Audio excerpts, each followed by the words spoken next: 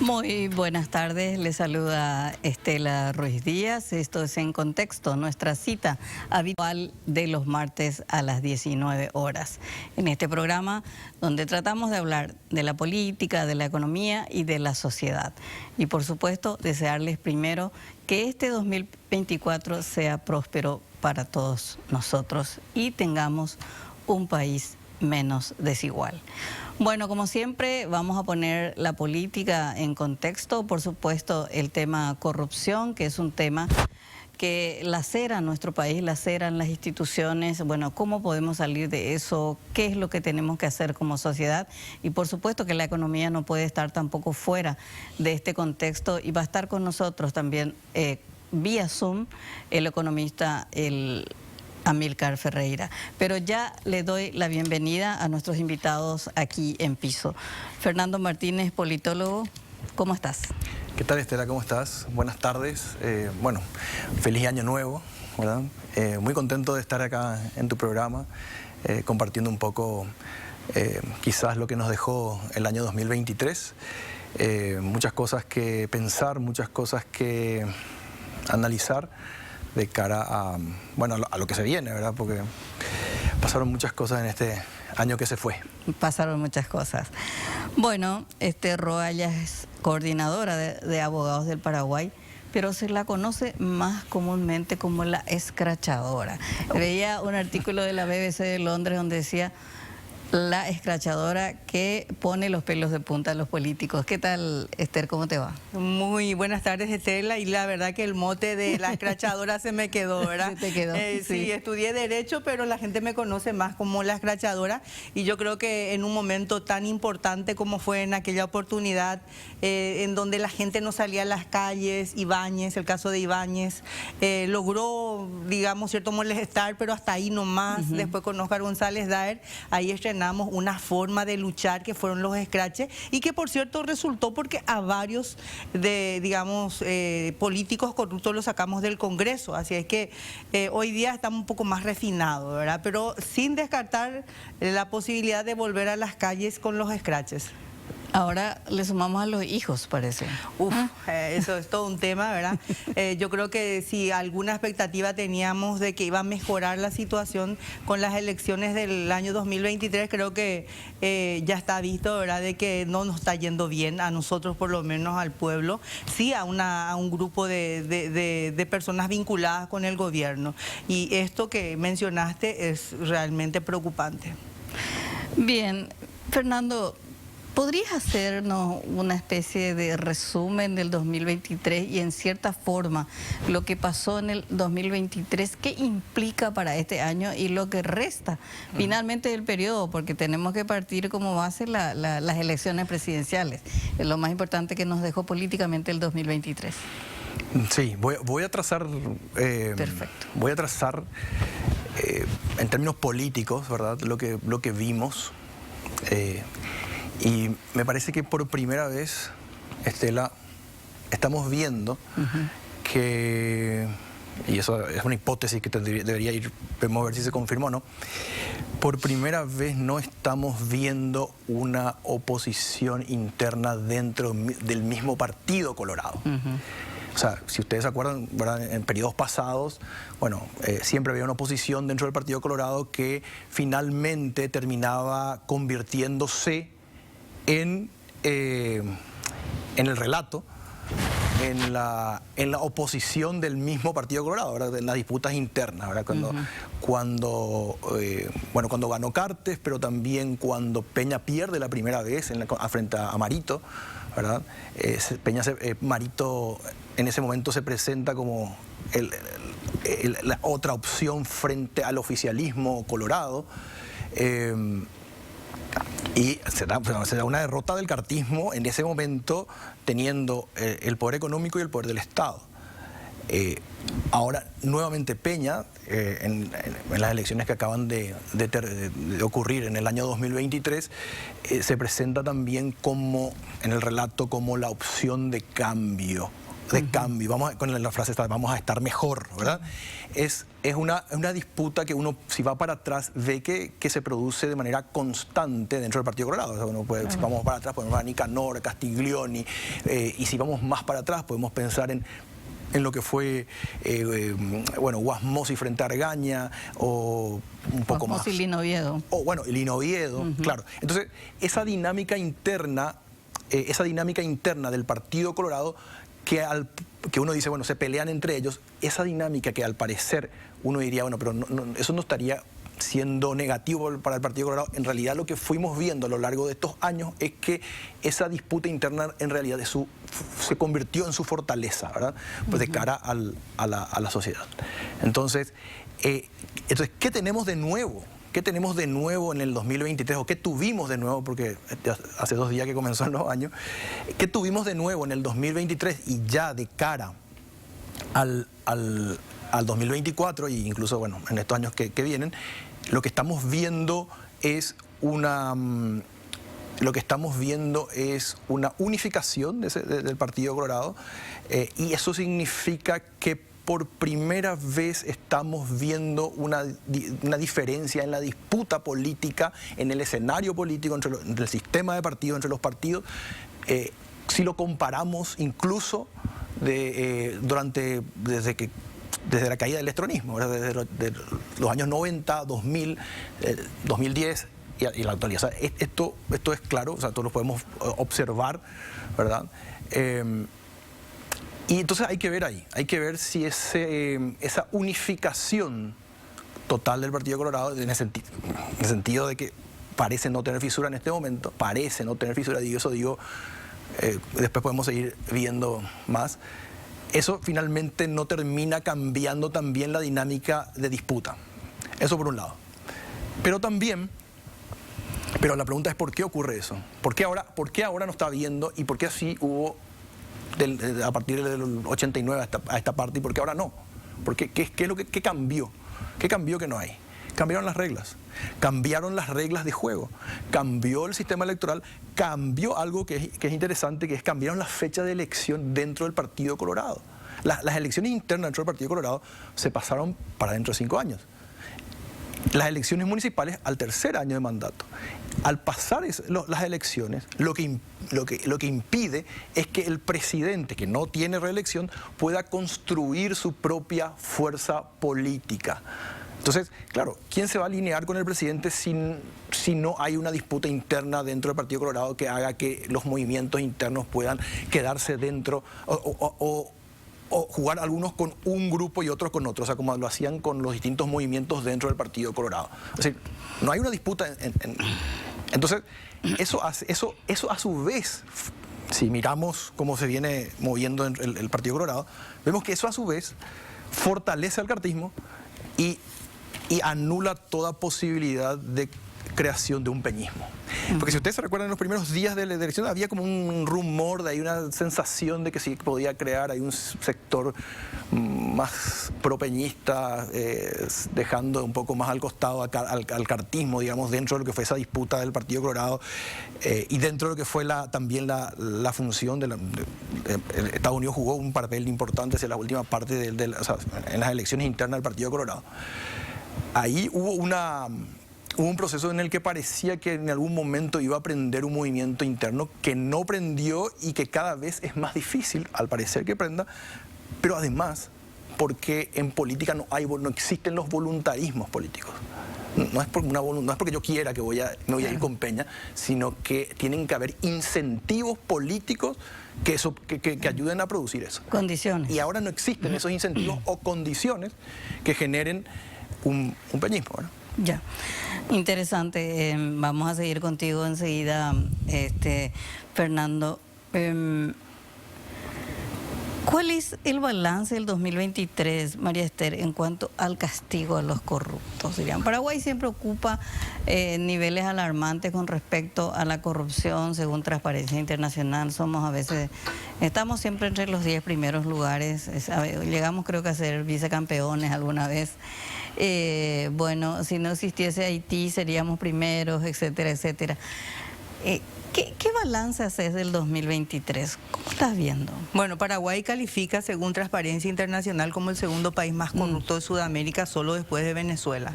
Y eso hace bastante tiempo. O sea que nunca pudimos superar esa etapa porque siempre estamos entre los peores, ¿verdad? En el crimen organizado estamos en el 4º lugar en el mundo. O sea que hay una crisis dentro del sistema de justicia, evidentemente. Y eso es alarmante porque yo honestamente llevo hace más de una década luchando contra el flagelo de la corrupción, pero principalmente la impunidad. Y desde el año 2018 con un grupo de ciudadanos, a quien respeto y admiro profundamente, porque si bien es cierto, es tan difícil construir ciudadanía en Paraguay y eso tiene que llevar su proceso. Nosotros estamos superando los años, ¿verdad?, con el mismo grupo, con el mismo entusiasmo y con las mismas reglas del juego, ¿verdad?, de castigar la corrupción en Paraguay para desalentar su práctica. Y en ese contexto te cuento, Estela, y le cuento también a la audiencia, que Paraguay tiene para combatir la corrupción 14 fiscales. En la Unidad Especializada de Delitos Económicos y Anticorrupción, que es una unidad especializada para combatir la corrupción, para castigar la corrupción, sin infraestructura, sin tecnología, sin recursos humanos, sin capacitación periódica y lo peor de todo, en esa unidad no hay un solo perito. ¿Cómo un fiscal de la Unidad Especializada de Delitos Económicos va a investigar una corrupción compleja? Por ejemplo, el caso de Óscar González Daer, más de 300 viviendas tenían que ser, digamos, peritadas, evaluadas para poder tener una suma de los bienes que tenía en su poder, ¿verdad? Entonces usaron lo poco que tenían los peritos y contrataron otros tantos mientras las otras causas dormían porque no había forma de prosperar o progresar, por ejemplo, una investigación. Eso por un lado, y eso sí es preocupante. Por otro lado, la infraestructura. Si ustedes se van en el edificio que está sobre Estrella y Gatimí, este es un edificio realmente viejo. Tiene 9 pisos y un ascensor para 3 personas. Cuando no funciona el ascensor, imagínense irse los funcionarios hasta el 9º piso. Los fiscales de la UDEA están totalmente desprotegidos, sus oficinas están peladas. Si vos te vas a hablar con el doctor Silvio Corbetta, vas a encontrar un escritorio y dos sillas y los expedientes están todos en el suelo, las carpetas están en el suelo. ¿Cómo vamos a combatir la corrupción en esa calamidad de situación? Es la gran pregunta que yo me hago. Y por otro lado, Estela, tenemos 2 jueces penales especializados en delitos económicos anticorrupción, 2. Y un tribunal de apelación en delitos económicos anticorrupción y un tribunal de sentencia. O sea que tenés 2 jueces penales, un tribunal de sentencia y un tribunal de apelación para investigar toda la corruptela que se da en Paraguay. 262 municipios, 17 gobernaciones, más todo el poder legislativo, más todo el poder ejecutivo y todos sus ministerios. La propia Fiscalía, ¿vamos a poder combatir? Es la gran pregunta y yo dejo eso a criterio de la gente si realmente hay voluntad en Paraguay para luchar contra el flagelo de la corrupción. En estas condiciones yo creo que no. Bien, decíamos también que tenemos como invitado al analista económico Amílcar Ferreira, que está con nosotros vía Zoom. ¿Cómo estás, Amílcar? Feliz año nuevo y gracias por estar. Igualmente para vos, Estelita, un placer compartir este programa. Un saludo también a tus invitados y a la audiencia. Bueno, acá un poco hicimos una especie de introducción, lo que dejaba el 2023, que en cierta forma marcaría el rumbo de lo que será el 2024. En términos económicos, Amílcar, ¿dónde estamos parados hoy económicamente hablando? ¿Cómo está parado Paraguay? Creo que hay 2 miradas que uno puede tener para responder esa pregunta. Una sería coyuntural, ¿no? Salimos de una sequía que afectó fuertemente a Paraguay en el periodo 2021-2022 y bueno, este año tuvimos una recuperación del sector agrícola. Nuevamente Paraguay recuperó lo que podríamos denominar su crecimiento potencial, ¿verdad? En el orden del 4%, que es lo que más o menos viene manteniendo de acuerdo a si el clima acompaña o no. Es más o menos eso lo que crece Paraguay. La otra mirada sería una más de largo plazo, ¿verdad? Para evaluar si realmente el país está avanzando Paraguay, desde el año 2003, el inicio del gobierno de Nicanor, hasta el año 2015, periódicamente venía mejorando su calificación crediticia. Es la nota, digamos, que le dan las calificadoras internacionales a los países. En una escala del 1 al 20, Paraguay estaba en un 3 y para el año 2015 había llegado a un 10. O sea que más o menos cada 2 años Paraguay subía un grado en esa escala. En el 2015 llegó a un techo, a ese 10 que te menciono, y a partir de ahí viene estancado, ya no mejoró la calificación crediticia de Paraguay. Y lo que dicen las calificadoras, en resumen, es que Paraguay es una ecuación incompleta. Es equilibrio macro, pero con una gran debilidad institucional, principalmente referida al sistema de justicia, ahora que incluye al Poder Judicial y también a la Fiscalía. Ese yo creo que es el principal, diría, talón de Aquiles de Paraguay hoy. Esa ecuación incompleta no logra, digamos, superar esa debilidad institucional todavía. Los poderes fácticos, ¿por qué no hasta el crimen organizado? Son muy fuertes en nuestro país, logran influir en las estructuras del Estado y de alguna manera mantener adormecida a la justicia, ¿no? Para que no les llegue. Al inicio mismo de este gobierno, de esta administración del presidente Santiago Peña, de manera un tanto sorpresiva, él había convocado a una cumbre de poderes un día domingo, no sé si ustedes recuerdan. Sí. Fue llamativo, ¿no? Fue la primera semana. El día en que se hizo, ¿no? Fuera de todo protocolo. Parecía que era una señal positiva, como de ir en el camino de lo que todos los analistas de la cooperación internacional coinciden, ¿no? En que Paraguay debe dar pasos decididos en fortalecer su justicia para de esa manera ir superando esa debilidad institucional y eventualmente, por ejemplo, alcanzar el grado de inversión. Pero en los días y semanas siguientes vimos que algunas opiniones, digamos, un tanto contrarias a esa iniciativa del presidente de parte de políticos colorados, de las bases coloradas, muy llamativamente expresando su apoyo al presidente Cartes. Uno decía, bueno, apoyo, pero ¿por qué? Digamos, un poco en contra de una agenda anticorrupción. En esos días también se había filtrado un supuesto documento de la Embajada Americana que hablaba de una agenda anticorrupción y fue tal el rechazo de parte de referentes del Partido Colorado que el propio presidente de la República tuvo que salir a decir, ¿verdad?, que apoyaba en parte ese documento, pero que en otras partes no, ¿verdad?, como desmarcándose de ello. Luego fue convocado el presidente de la República a la Junta de Gobierno con todo su gabinete para, en cierta manera, presentar, ¿verdad?, su plan de gobierno, como pidiéndole una rendición de cuentas, un tirón de orejas parecía. Y ahí como que se quedó debilitado esa agenda anticorrupción, esa iniciativa que había tenido el presidente al inicio mismo. Y bueno, pareciera como que se generó un pacto, ¿verdad? De, bueno, te vamos a apoyar con las reformas, etcétera, pero no avances en ese tema del fortalecimiento institucional, de la justicia, del trabajo conjunto de poderes. Después vimos el nombramiento de Rivas y Arévalo, el copamiento del cartismo en el jurado de enjuiciamiento de magistrados. Y bueno, todas son señales, ¿verdad?, de que ese modelo, esa cultura de mantener el Poder Judicial a control remoto de parte de poderes fácticos o caciques políticos continúa en nuestro país, ¿verdad? Esa fórmula de equilibrio macro con debilidad institucional pareciera que va a seguir todavía por todo este periodo. Y dado eso, yo creo que vamos a seguir comentando, ¿verdad?, estos crecimientos coyunturales, de que Paraguay crece 4%, que la soja salió bien, pero en realidad Paraguay está estancado, no está avanzando.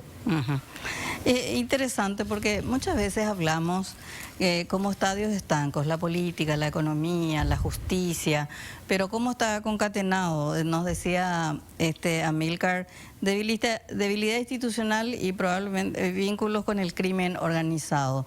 Fernando, sos un experto en estudiar el sistema de partidos de Paraguay. ¿Cómo son los dos grandes partidos en Paraguay, el Partido Colorado, el Partido Liberal, en este contexto de lo que plantea Amílcar como un freno para un crecimiento que sea mucho más allá de lo que se plantea, de esa macroeconomía estable que tenemos, pero que tampoco damos el gran paso? que nos frena esa corrupción, ese cooptar el poder judicial de parte de los partidos? Yo creo que, como decía hace rato, continuando quizás, y va con eso, por primera vez,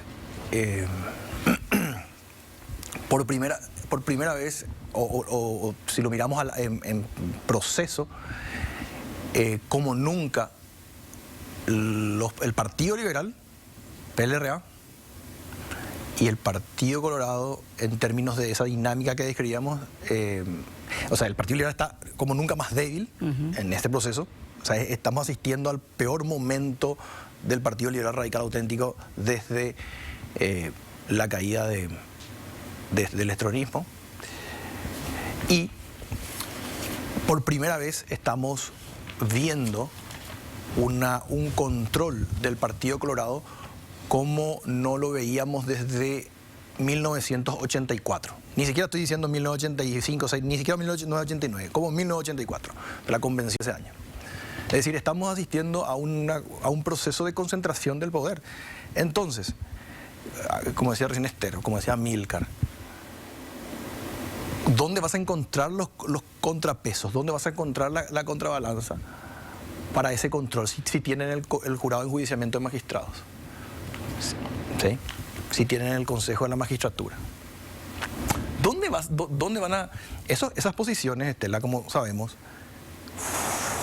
fueron en su momento, en los años 90 y posteriormente, también los de jueces, los de las embajadas y las distintas posiciones, fueron posiciones, incluso la Corte Suprema de Justicia, fueron posiciones que fueron ocupadas tanto por el Partido Liberal Radical Auténtico como por el Partido Colorado, por sus distintos movimientos internos del Partido Colorado y incluso en su momento por el Encuentro Nacional.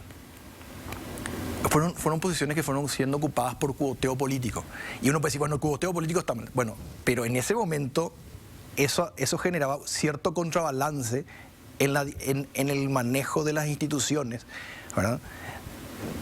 Que eso es otro tema, que hacia el año 99 llevaron a la salida de los militares de la disputa política. Esa es otra cuestión que podemos hablar después. Pero ese contrabalance, o sea, esas otras fuerzas políticas, como teníamos hasta hace poco, esas otras están completamente debilitadas. O sea, entonces quizás estamos asistiendo al anhelo de la proclama del 3 de febrero de Andrés Rodríguez, cuando él dice, salimos de nuestros cuarteles, y toda la proclama que ustedes se han de acordar, ¿verdad? Y en una parte de la proclama decía, por la unidad del Partido Colorado. Sí. Bueno, eso no sucedió. Eso no sucedió en todos los 90, no sucedió en todo este periodo de que comenzó en el 2000, y por primera vez estamos asistiendo a ese proceso que se ve, como ya dije, se vio fortalecido por el sistema, por las reglas que cambiamos con mucho, o sea, que se cambió en Paraguay con mucho apoyo social, con mucho apoyo de la gente, con esa idea de bueno, que había que tener elecciones listas cerradas pero desbloqueadas, ¿verdad? Más todos los cambios que ya mencioné que se hicieron. Eso terminó, obviamente, en su momento lo veíamos, eso terminó fortaleciendo al Partido Colorado. O sea, eso es categórico. Entonces, nosotros podemos decir, no, claro, hay que combatir la corrupción. Se puede combatir desde la ciudadanía, se puede hacer. Ahora bien, cuando miramos a aquellos que detentan el poder, eso se fue concentrando. Estamos asistiendo a un proceso de concentración de la toma de decisión. Y entonces, ¿cómo hacemos realmente para cambiar eso? ¿Cómo hacemos? O sea, la lectura es, o sea, por lo que estás viendo, es que en realidad como nunca se está concentrando el poder. Esther, mencionabas, siguiendo la línea que nos planteaba Amílcar, entre debilidad institucional y vínculos con el crimen organizado, corrupción, etcétera, que es como una misma trama. Y mencionabas, tenemos 14 fiscales, ¿no? Anticorrupción, diríamos, que trabajan el tema de delitos económicos, y 2 jueces.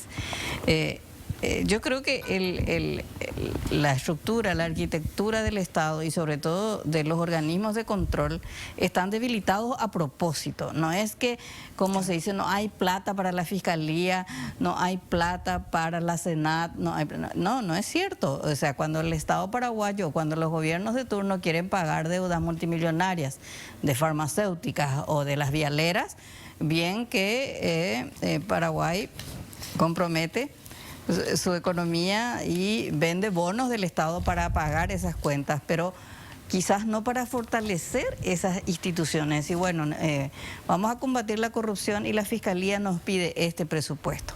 Vamos a endeudarnos para fortalecer nuestras instituciones democráticas y sobre todo nuestros sistemas de control. ¿No existe eso? No, no existe. Y yo concuerdo con Fernando cuando decía la toma de poder, o sea, la toma de decisión la tiene el poder. Y hoy hay un copamiento. Imagínense que en la Cámara Baja hay un copamiento de honor colorado, Senado, honor colorado, Consejo de la Magistratura, jurado de enjuiciamiento de magistrados y también hay ministros alineados al cartismo. Entonces, es muy difícil construir o fortalecer. Ministros de corte. Claro, César Diesel. César Diesel está, o sea, una persona que honestamente les digo, ¿verdad?, que hasta hoy día él no demostró lo contrario. Él nunca demostró ser un magistrado independiente. Pero existen también otros que sí están demostrando y que todavía la ciudadanía confía en ellos, ¿verdad? Porque eso es importante también, mantener la confianza en la persona de quienes hoy tienen la pluma para firmar resoluciones en nombre de la República del Paraguay. Es muy difícil, como yo recuerdo, y eso cuento como anécdota, ¿verdad?, cuando asumió el fiscal general del Estado, yo visité su despacho en 2 oportunidades. En 2 oportunidades hablé con él y le dije que copie un poco a los peruanos, que entró, ¿verdad?, el Poder Ejecutivo y la fiscal en ese momento dijo, bueno, si nosotros comprometimos luchar contra el flagelo de la corrupción, nosotros no tenemos el equipo que puede enfrentar la corrupción. Entonces dijeron ellos, vamos a aprovechar la coyuntura política y vamos a declarar la emergencia de la Unidad Especializada de Delitos Económicos y Anticorrupción. Eso pasó en Perú. Entonces salió una ley que llevó el presidente con la fiscal general del Estado al Congreso y se aprobó. Ellos tienen 600 fiscales anticorrupción, más de 300 peritos, claro. En densidad nosotros estamos muy por debajo, vamos a decirlo, pero sí hubo, digamos, una señal clara de que esa promesa de luchar contra la corrupción se iba a plasmar y de esa forma. ¿Y qué hicieron? Fortalecieron la Unidad Especializada de Delitos Económicos. Por eso que en Perú acostumbran ellos meter presos a los políticos, presos a sus presidentes. Y acá en Paraguay no pasa nada. ¿Y qué hizo el fiscal general del Estado? Ni siquiera dio acuse de las notas incluso, porque una cosa hablé con él, pero después de que él asumió, le llenamos de nota. Creo que en el mes pasado le volvimos a enviar y creo que son 3 o 4 notas. Una nota por mes le pasamos, ¿verdad? Y le seguimos repitiendo lo mismo. Declare la emergencia de la Unidad Especializada de Delito Económico si usted quiere luchar contra el flagelo de la corrupción, y nunca, jamás tomó nota de eso. Así es que en esas condiciones, cuando no hay voluntad política de transformar esas dependencias tan importantes, yo creo que nosotros no tenemos ni una posibilidad de instalar la seguridad jurídica en Paraguay. No tenemos la independencia del Poder Judicial que es necesario en un Estado democrático y constitucional de derecho. No tenemos ministros, porque ¿quién asume la presidencia? César Diesel, y bueno, personas como Antonio Fretes. ¿Qué podían ellos decirnos de fortalecer el Poder Judicial, de lograr esa independencia tan anhelada, si ellos estaban vinculados con personas que están del otro lado, ¿verdad?, opuestos a la independencia del Poder Judicial? Por eso que es tan preocupante para mí y nuestra organización. Desde Somos Anticorrupción Paraguay, la Coordinadora de Abogados del Paraguay, que somos ciudadanos comunes, como diría Carlos Portillo, que decidimos luchar contra el flagelo de la corrupción. Y yo les cuento que después de casi 4 años de pedir por nota a la Corte Suprema de Justicia, bajo la presidencia de varios otros, en el 2020 logramos que el doctor Eugenio Jiménez por fin tome nota de la recomendación de la sociedad civil y creó el Observatorio Judicial.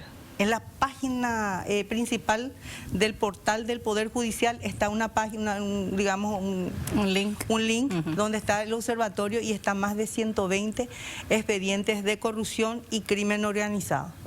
Eso fue un paso gigantesco que no vino de la Corte Suprema de Justicia, vino de la recomendación de la ciudadanía que decía, si vamos a luchar contra el flagelo de la corrupción, ¿dónde es lo que están los expedientes? Escuchábamos que era noticia, no sé qué, y intendente o el ministro que robó, y cuando vos te ibas y decías, ¿dónde está este expediente? Y te pregunta el funcionario, ¿qué número de causa? ¿Cómo está caratulada? ¿Quién es el juez? ¿Quién es el fiscal? ¿Quiénes son las partes? Y esos datos ellos tenían que tener. Entonces, el primer gran paso que nosotros hicimos desde la sociedad civil es empujar la transparencia. Y a partir de agosto del 2020 está el observatorio. Funciona a pedal. ¿Por qué, Estela? Porque ningún presidente de la Corte Suprema de Justicia, después de esa creación del observatorio, se dedicó a modernizar esa página que realmente a ellos les sirven de discurso cuando van a otros países y dicen, en Paraguay combatimos la corrupción porque tenemos un observatorio. Un observatorio con la precariedad absoluta, sin ni una posibilidad de modernizar como están haciendo los colombianos, los peruanos, aquí la Argentina o el Brasil, en donde sí ellos entienden que ese portal tiene que fortalecerse. Así que con esas herramientas poco o nada se puede hacer. Amílcar, siempre se dice, y creo que también es una respuesta que me gustaría que me dé Fernando, que quizá Honor Colorado, el cartismo, es un proyecto político, pero sobre todo económico. Es un proyecto económico. ¿Tenés algunos datos que puedas decirnos? Bueno, es un proyecto económico porque beneficia a estos sectores de la sociedad, prioriza a estos sectores de la economía. ¿Qué podrías decirnos de esa línea económica de Honor Colorado que empezó, diríamos, que en el gobierno de Horacio Cartes y que ahora vuelve con Santiago Peña? ¿Tiene un perfil económico especialmente el cartismo? Y bueno, es una fuerza política cuyo principal financista y también líder político es un gran empresario, es la cabeza de uno de los grupos empresariales grandes de nuestro país. Claramente vino ahora con un enfoque empresarial. Ustedes recordarán que en el gobierno del presidente Horacio Cartes existía una estructura, digamos, formal de ministros, pero a la vez una estructura paralela, ¿no?, de gerentes que bueno, operaban también como una especie de poder paralelo, ¿no?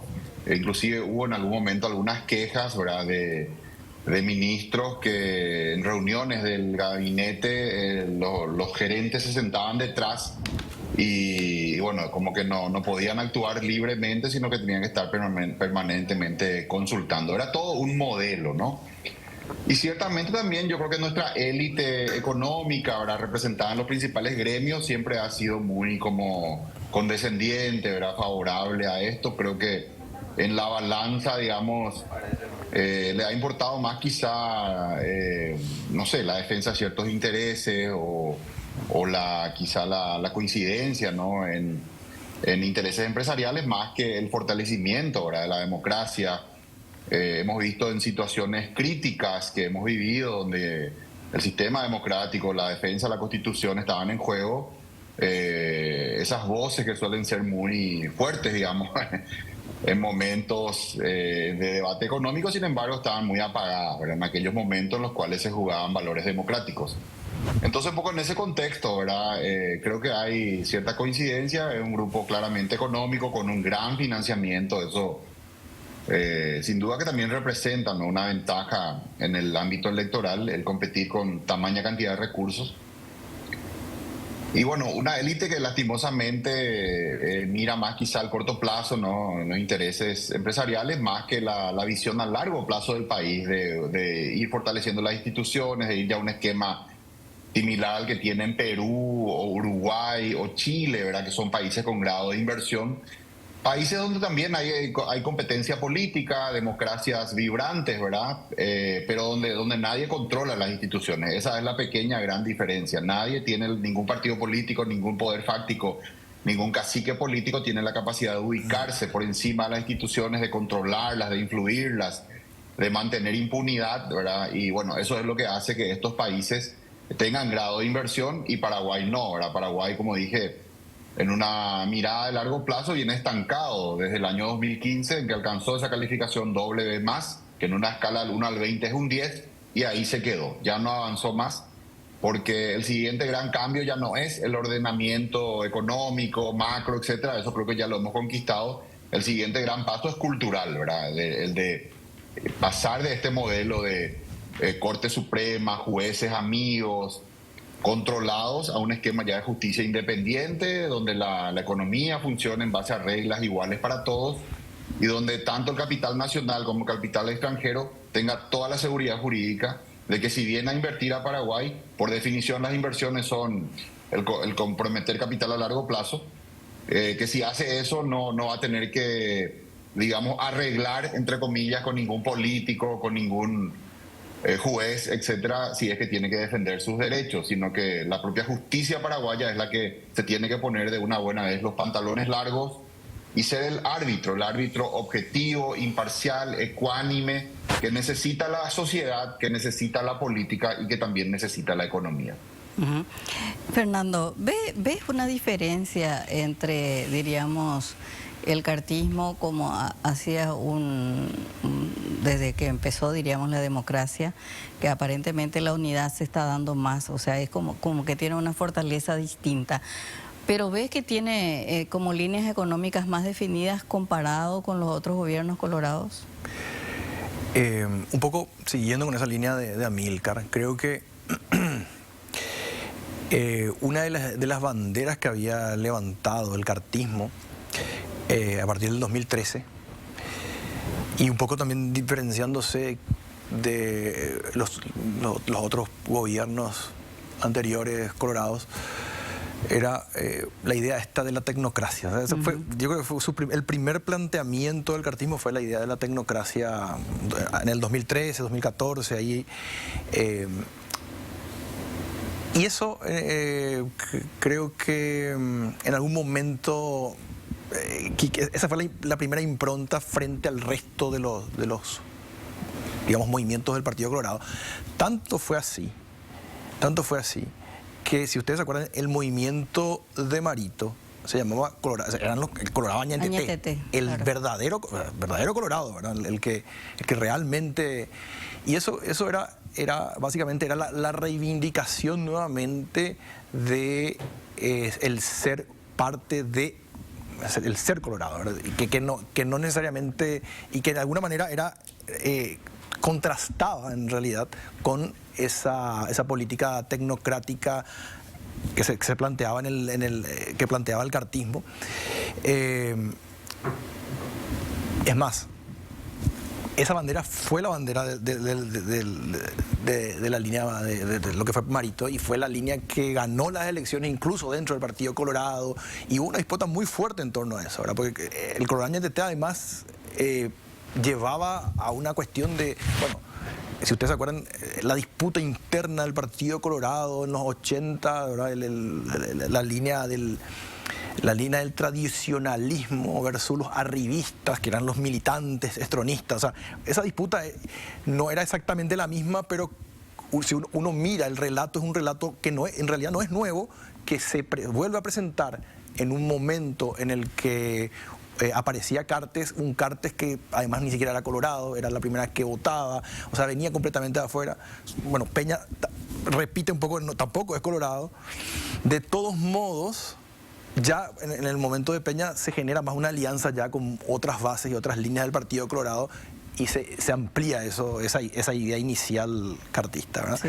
Yo siempre digo, Fernando, que Cartes vino a cambiar el Partido Colorado y el Partido Colorado lo engulló.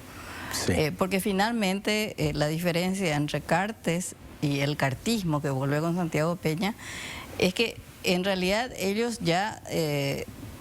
como, claro, le gana Mario Abdo, diríamos. Mario Abdo, que no era un político que descollaba ni nada, sí, en ningún cargo, le ganó al cartismo, justamente porque enarboló la bandera del coloradismo puro. Pero entonces, como que aprendió el cartismo que ellos no podían confrontar al Partido Colorado, y finalmente la bandera como que los envuelve y todo eso de la tecnocracia, bueno, las frases de Santiago Peña que quedaron, que los guapitos no son los que tienen muchos títulos, sino que los que tienen la afiliación partidaria, los que mojan la camiseta. O sea que en realidad el partido como que los envuelve y coopta, diríamos, esa línea tecnocrática que planteaba Horacio Cartes. Sí, es interesante cómo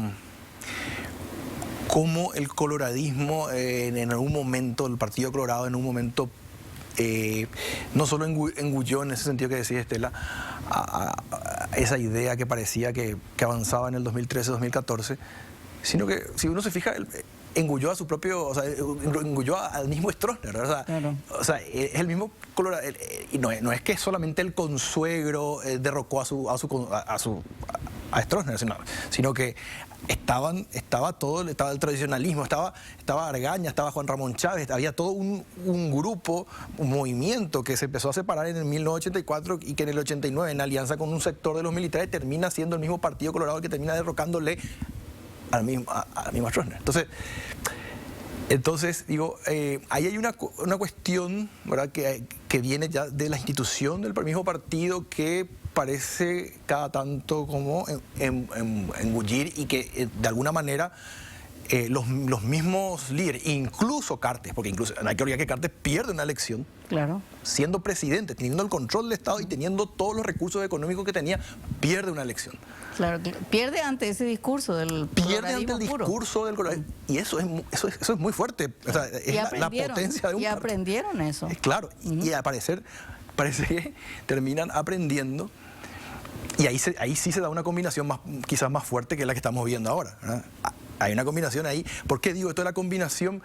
Porque esa idea de iniciar el 2003, el 2014, también como que termina seduciendo a una población que no era colorada.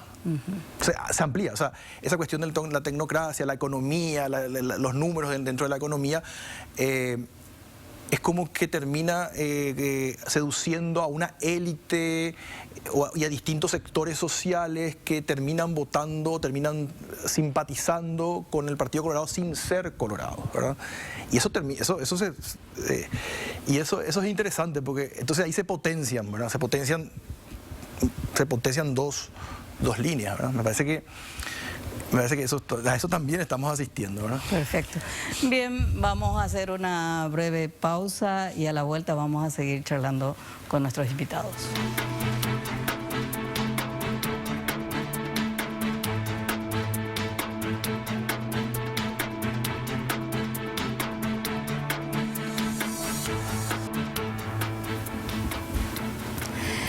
Bien, seguimos aquí en contexto con nuestros invitados, el politólogo Fernando Martínez, Roa, que es la coordinadora de abogados del Paraguay, y Amílcar Ferreira, que es analista económico. Amílcar, siempre se habla que Paraguay tiene una macroeconomía estable y esa previsibilidad hace que sea diferente, diríamos, en un contexto regional, pero recuerdo una palabra tuya que decís, lo peor que le puede pasar a Paraguay es que sea un país intrascendente, o sea, que nos quedemos ahí en el mismo sitio de siempre. Una macroeconomía estable, pero que ese crecimiento no significa tampoco prosperidad para la gente común, que sigue sufriendo los mismos problemas, sobre todo con los servicios públicos. ¿Cómo se cambia eso, Amílcar? ¿Cómo ves? ¿Qué le podemos decir a la gente? La gente que usa el colectivo, el que tiene el comercio, el microempresario. ¿Cómo ves? El seguir con este modelo de la ecuación incompleta de equilibrio macro con debilidad institucional, lo que hace es que el país no pueda explotar todo su potencial y no pueda, por ejemplo, atraer grandes inversiones. Yo creo que con este modelo de ecuación incompleta, vienen al país algunas inversiones como Maquila, ¿verdad? Son inversiones más bien pequeñas o de empresarios que saben navegar estas aguas, que tienen algún tipo de contacto, protección política, etc.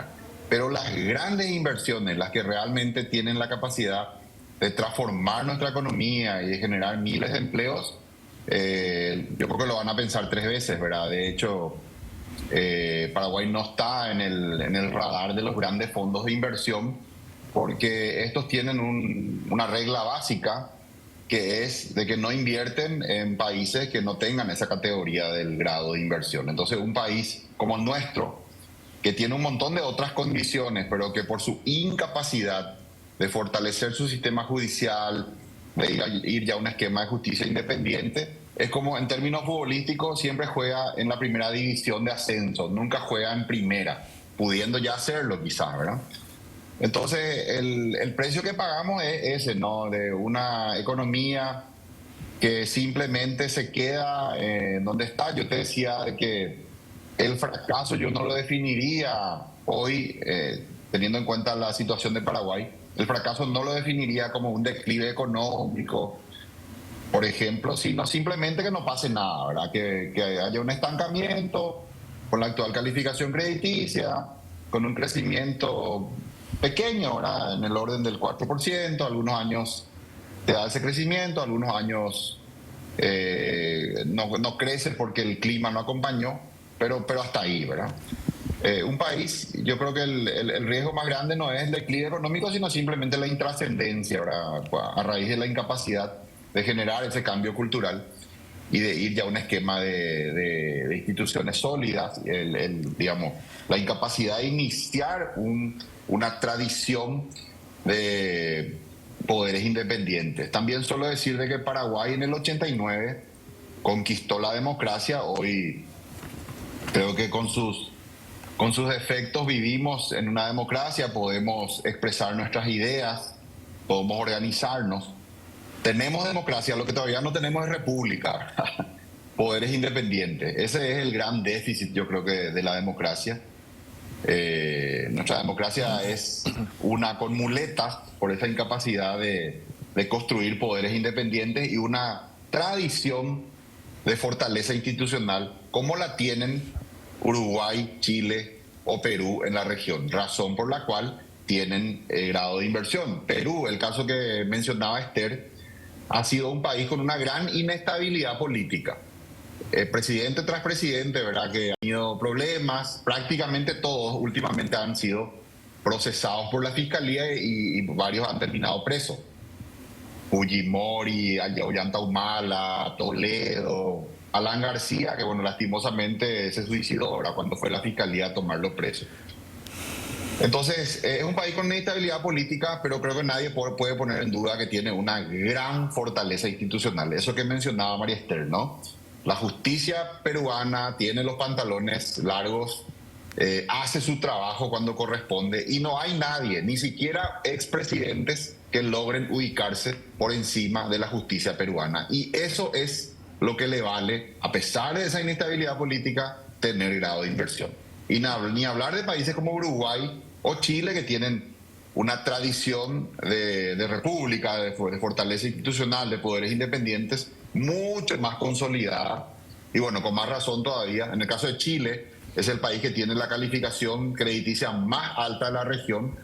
Y para ponerle números a esto, recibe una cifra de 15.000 millones de dólares de inversión extranjera directa por año.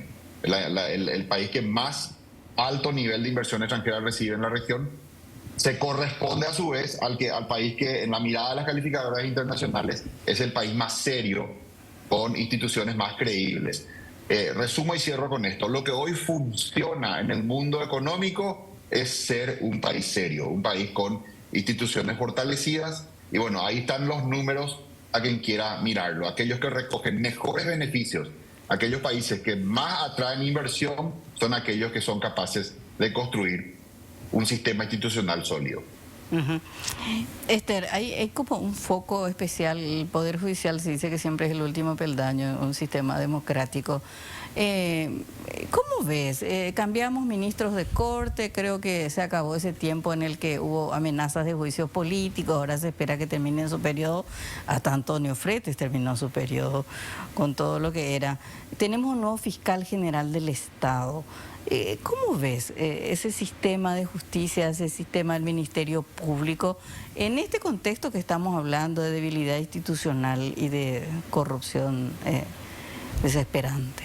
Bueno, yo quiero traer en contexto, valga la redundancia, ¿verdad?, es lo que dijo Amílcar, ¿verdad?, la independencia del Poder Judicial, la seguridad jurídica, cómo es tan importante para el crecimiento económico del país.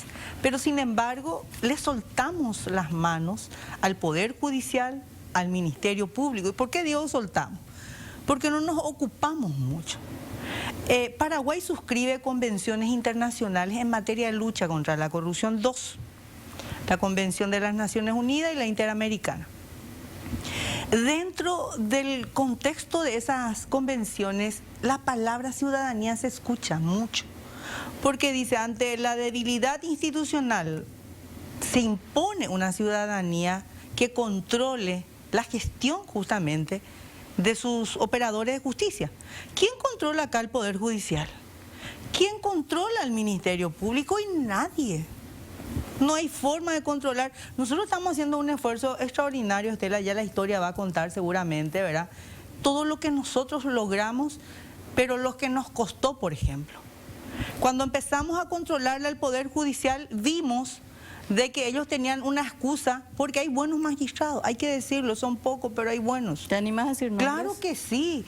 Y yo me permito hablar con propiedad dentro del Poder Judicial, porque en el Poder Judicial nos costó mucho tiempo construir esa intervención de la ciudadanía en el control de gestión del Poder Judicial. Jueces penales de garantía, hay muy buenos.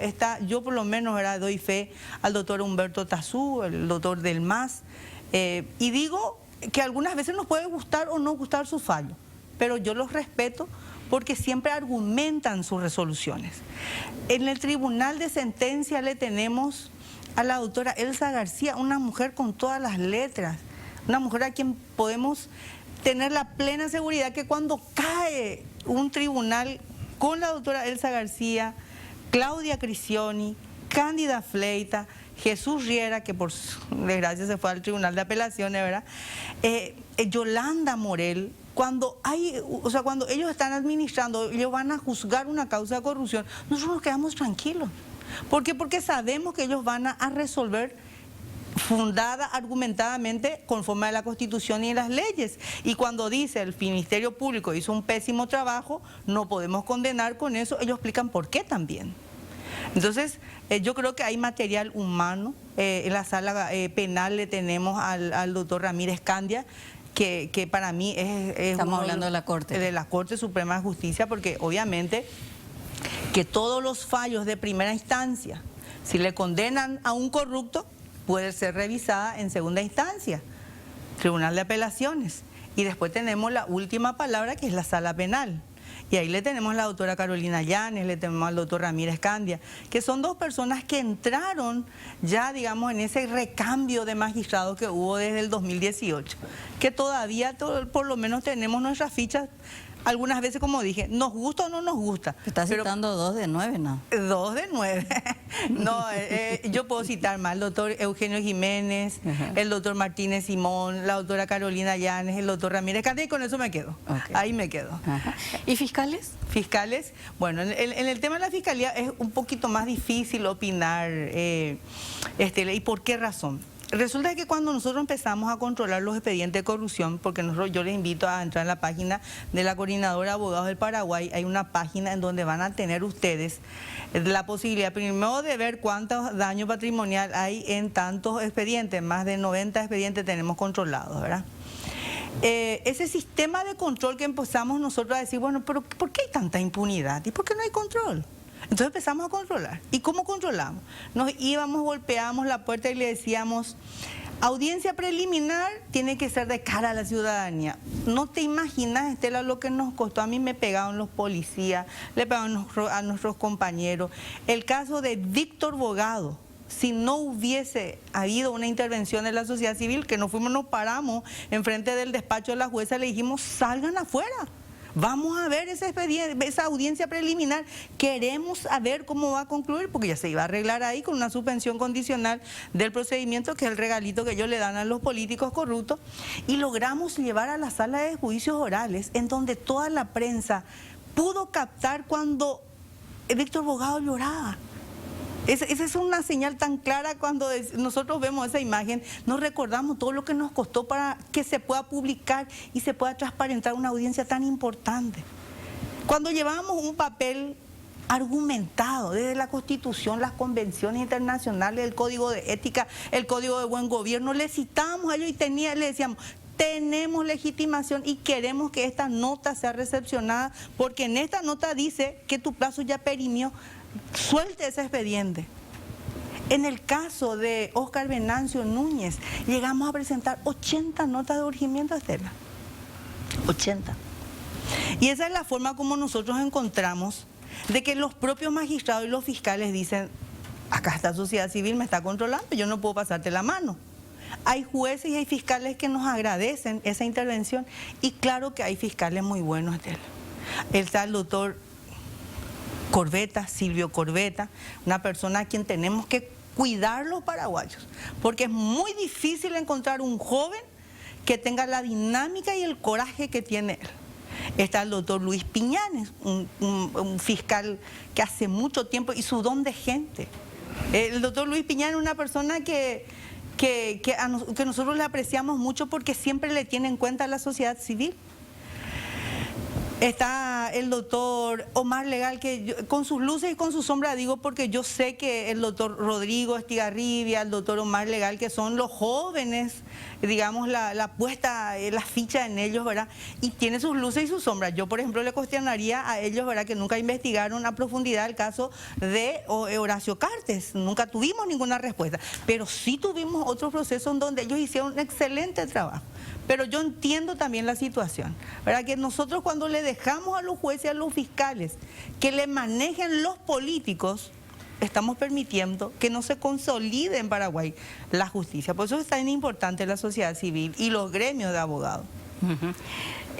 Decías, Fernando, es el peor momento del PLRA, y te agrego, la ciudadanía le dio oportunidad en estas elecciones presidenciales a un movimiento liderado por Payo Cupas, que logró una bancada interesante, que podía haber sido una bisagra, diríamos, en algunos momentos, pero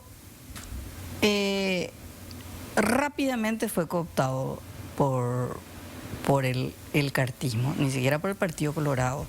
El cartismo es transversal, ¿no? Cruza el Partido Colorado, el Partido Liberal, casi se llevó toda la bancada de Cruzada Nacional.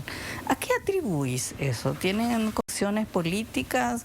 ¿Les convence más el proyecto político económico de Honor Colorado? ¿Cómo? ¿Por qué ves? No te rías. ¿Por qué hay un sector del Partido Liberal que ya prácticamente está, ni siquiera hacen alianzas coyunturales, forman parte ya de la bancada? Y el payismo, sin ninguna duda, se desarticuló totalmente. Claro, forman parte ya del poder político oficialista, ¿verdad? O sea, todo el sector del Partido Liberal, que digamos que es libero-cartista. A ver, tampoco es la primera vez que el Partido Colorado se logra meterse dentro del Partido Liberal, ¿verdad? O sea, sabemos que también estaban los liberales... Son los geniolitos. Sí, que claro, que eran parte del partido, o sea, colaboraban no de una manera de competencia por el poder, sino que eran parte de las decisiones de un líder. Entonces, claro, si el mismo Partido Liberal sucumbió ya, o sea, porque viene sucumbiendo ya desde hace bastante tiempo, imagínate, Estela, Cruzada Nacional, que es una organización extremadamente nueva, donde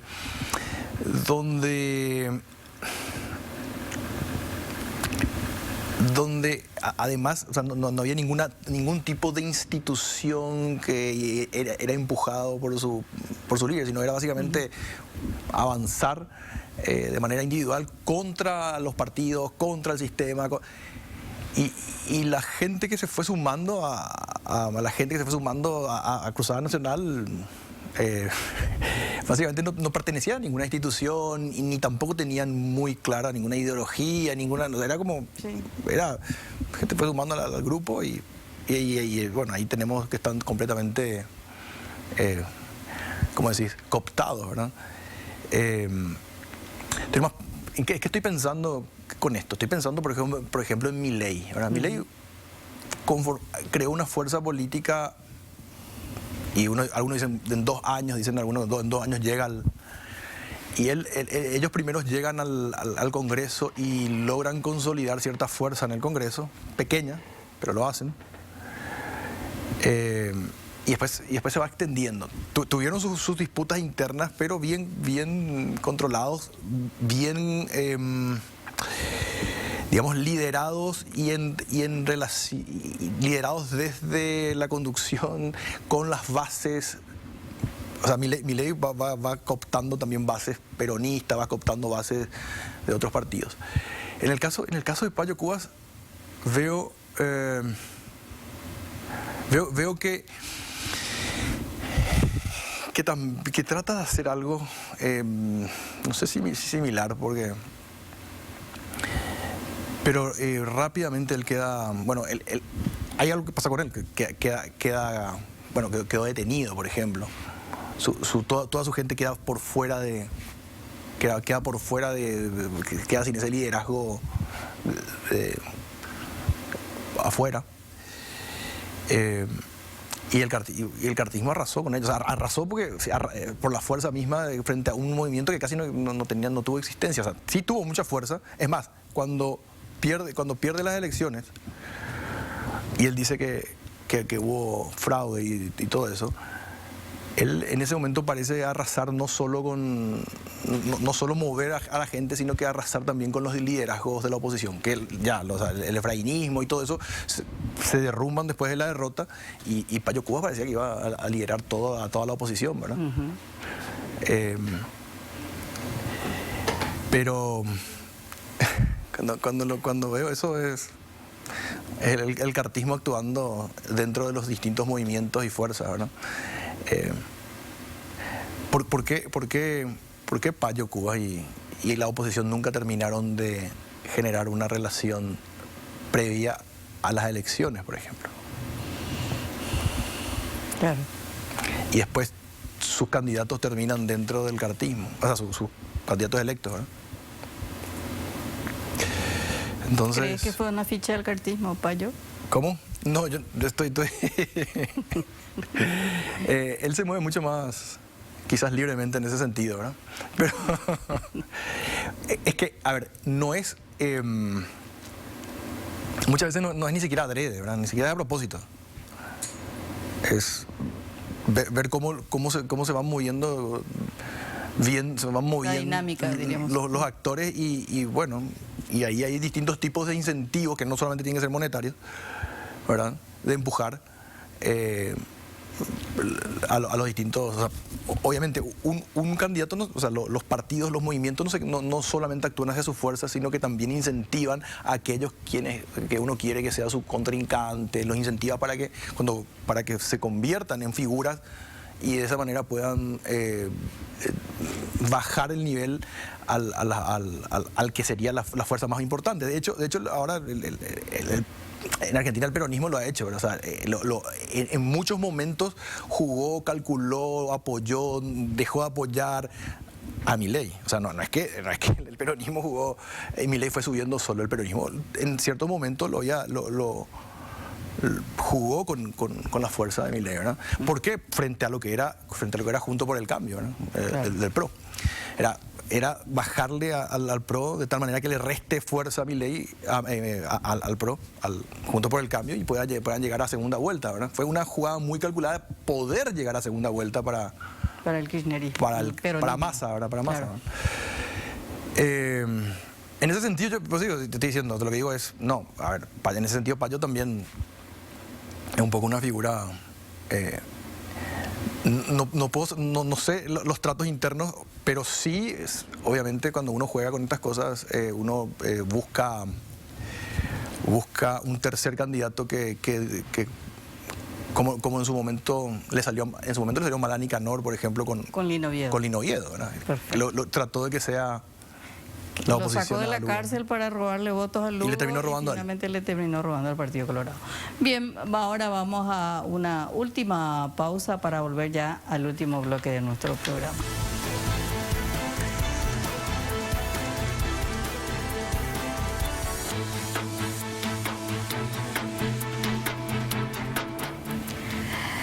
Bien, ya estamos en la última parte de nuestro programa con nuestros invitados Fernando Martínez, Esther Roa y Amílcar Ferreira.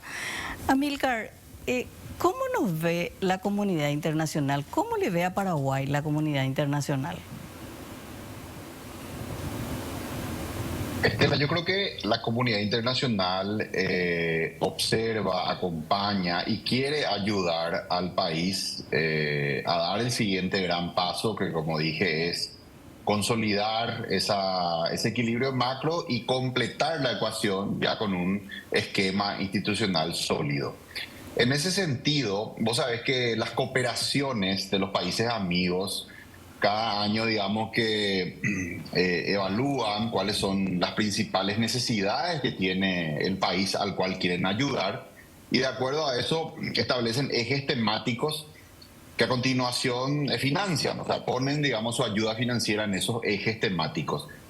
Y si uno mira con atención, últimamente, en los últimos años, la mayor parte de los fondos ha ido a programas de fortalecimiento institucional. Claramente podemos leer eso como que en la mirada de la cooperación internacional, uno de los aspectos que más requiere ayuda hoy es el fortalecimiento institucional. Y yo creo que el diagnóstico claramente no está equivocado. Hay que recordar que bueno, el gobierno anterior de Mario Abdo había ganado las elecciones con la bandera, ¿verdad?, del fortalecimiento institucional. Y bueno, creo que se dieron algunos pasos. Pero al inicio de este gobierno, con esa convocatoria a la cumbre de poderes, con el anuncio de una agenda anticorrupción, parecía como muy auspicioso eso, ¿verdad? Iniciaba bien la actual administración con el pie derecho, yo diría, leyendo correctamente el momento histórico que vive Paraguay y decidido a dar ese paso, ¿verdad?, de bueno, trabajo conjunto entre las instituciones, una agenda anticorrupción y una agenda de fortalecimiento institucional. Pero a continuación vimos todo lo que ya mencioné, ¿no? Las reacciones en contra, la descalificación, ¿verdad?, de la agenda anticorrupción, de ese documento filtrado supuestamente de la Embajada Americana, del programa anticorrupción que querían apoyar en Paraguay. Y se fue como desinflando eso, ¿no? Pareciera que se llegó como a un empate trágico, diría yo, ¿verdad?, de apoyar ciertas reformas en lo económico a cambio de que no se fortalezca mucho al Poder Judicial. Hay que recordar que se le negó a la Fiscalía el presupuesto que había solicitado el fiscal. Correctamente había dicho el fiscal general, el actual fiscal general, al inicio de su mandato, de que ellos, digamos, números redondos, si tenían que atender 100 casos, tenían presupuesto para atender 40, ¿verdad? O sea, había un déficit en la capacidad de gestión, ¿verdad?, de los casos que le llegaban y que para ello necesitaba presupuesto. El habérsele negado ese apoyo presupuestario creo que fue una primera señal. Y bueno, luego vino el nombramiento por parte del cartismo de Rivas y Arévalo, que en mi opinión ha sido la señal más clara, ¿verdad?, de intención de mantener siempre manejado, ¿verdad?, o controlado, manipulado a la Fiscalía en este caso. Me parece a mí que es una señal hasta de humillación al Poder Judicial el nombrar a a personas que van a ser ni más ni menos que juez de jueces, a gente sobre la cual hay serias dudas de que incluso tenga el título profesional, que haya cursado los estudios. Creo que fue una señal totalmente en contrario a lo que Paraguay hoy necesita. Y todo esto lo ve la comunidad internacional. No hay que ser ingenuos de pensar de que podemos cometer este tipo de tropelías y que esto es gratis. Esto daña la imagen internacional de Paraguay. El pasado 9 de diciembre, el embajador de Estados Unidos en Paraguay, Mark Oxfield, lanzó un tuit que dice lo siguiente: para que la gente confíe que en su país rige un Estado de Derecho, es esencial que los actores corruptos rindan cuentas dentro de los sistemas del país. La ciudadanía necesita que sus autoridades sean ejemplo del respeto incondicional a las leyes.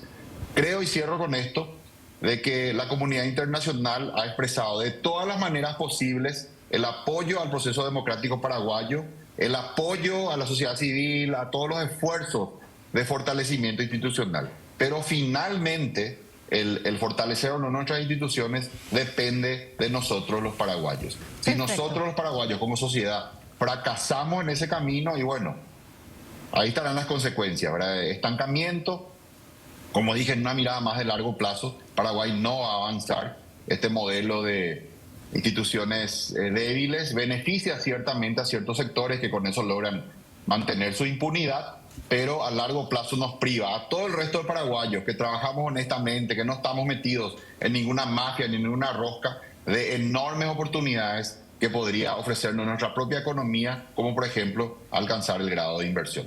Así que creo que en la mirada internacional de Paraguay, ellos hasta saben mejor de lo que pasa en Paraguay que nosotros mismos los paraguayos muchas veces. Bien, nos quedan 4 minutos. Te doy 2 minutos, Esther, para que entiendo que te gustaría hacer un mensaje para esa ciudadanía más activa, para proteger sobre todo a esos fiscales y jueces que tienen valentía y que tienen coraje. Así es, más control ciudadano y seguramente vamos a encontrar menos corruptos en la calle. Yo creo que, y me quedo con lo que dijo Amílcar, necesitamos, y el embajador también, ¿verdad?, ver a los corruptos en la cárcel. Y si hoy empezamos a hacer un análisis de cuántos corruptos tenemos, y creo que hay 5 corruptos en la cárcel. Así es que hay una crisis en el Poder Judicial y eso solamente vamos a superar con un control sistemático de una ciudadanía organizada. Así es que mi deseo para este 2024 es más apertura a la Fiscalía General del Estado. Este es un mensaje para don Emiliano Rolón, que no tenga miedo de la sociedad civil, que la sociedad civil tiene que ser su aliada. A los miembros de la Corte Suprema de Justicia también lo mismo. Permítanos controlar la gestión de los jueces para por lo menos tener la garantía de que en Paraguay se castigue la corrupción. Ese es el deseo para... Y quiero aprovechar, hoy está de cumpleaños un gran luchador también de la sociedad civil, al compañero Manolo, que hoy cumple años, así es que quiero aprovechar y mandarle un saludo. Gracias. Bien, muchas felicidades, Manolo. Fernando, te toca el cierre. ¿Ves alguna proyección política? ¿Cómo va a estar el gobierno de Peña? No hay posibilidad del peñismo, decías al principio. ¿Cómo lo ves al presidente? Yo sé que tenés 2 minutos, pero... Bueno, quizás voy a tomarlo, quizás lo que está en discusión y en proyección para este año, que es el tema de la constituyente, ¿verdad? Y lo que ahí vemos es que al parecer el cartismo está empujando... un debate mínimo al menos. Está empujando la cuestión de la constituyente, ¿verdad? No sé si están decididos a ir a fondo. Eso va a plantear distintos escenarios. Por un lado va a cambiar completamente, escenario 1 va a cambiar completamente las reglas de juego que tenemos del año 89, ¿verdad? Que la no reelección, eso va a generar, nos va a cambiar los tipos de liderazgos políticos, ¿verdad? Ya no va a ser el presidente una figura débil que se va acabando a final de su mandato, excepto, bueno, puede significar la vuelta de varios expresidentes o la consolidación misma del cartismo, Cartes. Hay que ver también si Cartes no está más cómodo en la posición que está jugando en este momento, ¿verdad? Con otras figuras cumpliendo el rol. Ese sería un escenario. El otro escenario ligado a ese es otra hipótesis, es que una constituyente sí genere una disputa interna dentro del mismo Partido Colorado y dentro de la oposición, y eso agite sí las aguas y se vayan fortaleciendo las fuerzas políticas, como hasta ahora no vemos, y no solo que no vemos hasta ahora, sino que como dije al inicio, el traspaso de las elecciones internas del Partido Colorado y de las elecciones municipales hacia un momento más tardío, o sea, dentro de 5 años y dentro de 2 años, o sea, 3 años, ¿verdad?, las municipales. Eso hace que internamente las fuerzas políticas estén mucho más relajadas y mucho más unificadas dentro del Partido Colorado, y las de la oposición completamente divididas. Un escenario de constituyente puede remover eso y en ese sentido ahí sí podríamos ver, quizás en términos hipotéticos, estamos mirando el 2024, generar algún paraguas de apoyo hacia Peña en el caso de que Peña quiera tomar un liderazgo más fuerte dentro de su partido. También hay que ver si lo quiere hacer, ¿verdad? Como decía N. Riquelme, por ahora él está en contra de una reforma constitucional, pero vamos a ver qué pasa. Vamos a ver qué pasa. Les agradezco muchísimo su participación, Esther, Fernando, Amílcar, que estuvo con nosotros vía Zoom. Bueno, y nosotros nos vamos a volver a reencontrar el próximo martes. Buenas noches.